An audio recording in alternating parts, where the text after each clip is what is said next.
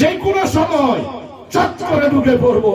শেখ হাসিনা আপনি চট করে ঢুকবেন, আমরা জামাত শিবির 18 কোটি মানুষ আপনাকে ফাঁক করে ধরবে, করে ধরে পদ্মা নদীতে সুন্দর করে ডুবাবো।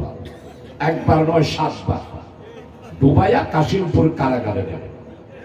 এরপরে যেই নিজামী সাহেবকে, আলী হাসান মোহাম্মদ মুজাহিদকে, মীর কাসেম আলীকে, আব্দুল কাদের মোল্লাকে, সালাউদ্দিন কাদের চৌধুরীকে যেই রশিদে ফাঁসি দিয়েছেন, আপনাকেও সেই রশিদে ফাঁসি দেওয়া হবে।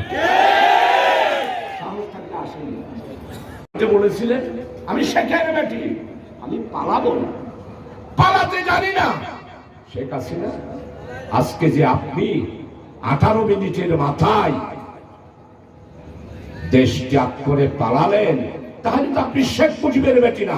ও আমেরিকার বন্ধুরা, জবাব দেন, আপনাদের নেত্রী শেখ মুজিবের কন্যা নয়, সেই হলো হিন্দুস্তানের নরেন্দ্র মোদী, মুর্শিদের মেয়ে হলো শেখ হাসিনা।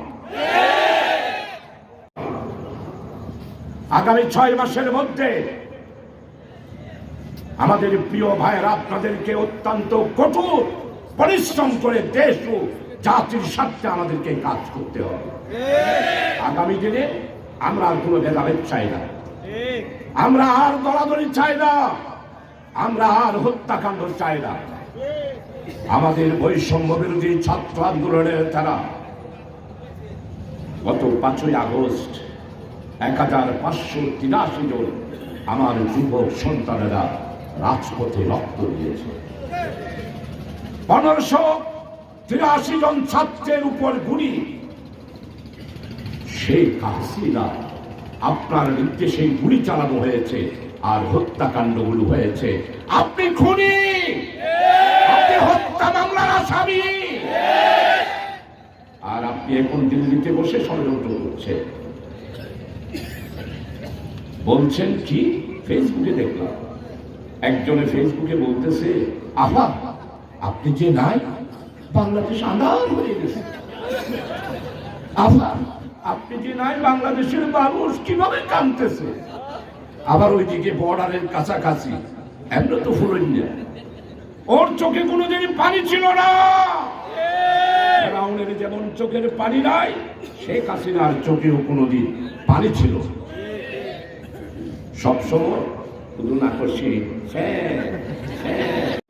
বাংলাদেশে আবার আগুন জ্বালাবেন। এক বক্তৃতায় এক পরিবর্তন, আরেক বক্তৃতায় আরেক পরিবর্তন। আমরা শান্তি চাই, আমরা বাংলাদেশকে অশান্ত করতে চাই না। আওয়ামী লীগ বাংলাদেশকে অশান্তি করার জন্য কোন ষড়যন্ত্র করবেন না। ইতিহাসের কাজ করাই আপনাদেরকে আসামি হিসাবে বিচার করা হবে। আমাদের ইন্টারিয়াম গভর্নমেন্টের স্কলার ডক্টর ইউনুস, নোবেল বিজয়ী, উনি স্পষ্ট বলেছে পারবে না। ধর্মনিরপেক্ষতাবাদ ইসলামের চরম শত্রু।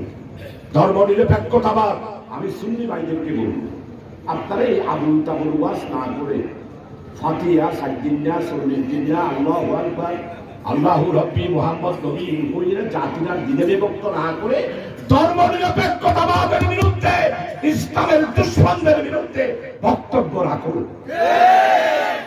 সালাত মিয়া সাধারণ চুরির চেয়ে বেশি করতে পারবেন না। কেন আমি যেইভাবে করবো আপনারা সেইভাবে করতে পারবেন না। আমরা ছোটখাটো এই বিষয় নিয়ে তালাপ করতে চাই না।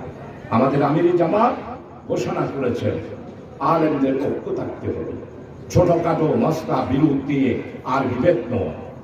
আলেমদের মধ্যে যেই দেওয়াল, সুন্নি এবং ওয়াহাবিদের মধ্যে যেই দেওয়াল, সেটা চুরমার করে দিয়ে আলেমদেরকে ঐক্যবদ্ধ করে আগামী দিনে ইসলামী বিপ্লব সংগঠিত করার জন্য, জাতীয় ঐক্য গঠন করার জন্য জামাত ইসলামী উদ্যোগ গ্রহণ করেছে। এই জন্য সর্বনাশ দরবারে চলে গিয়েছে আমিরে জামাত। আমাদের দেশে 92 লক্ষ লোক বেকার।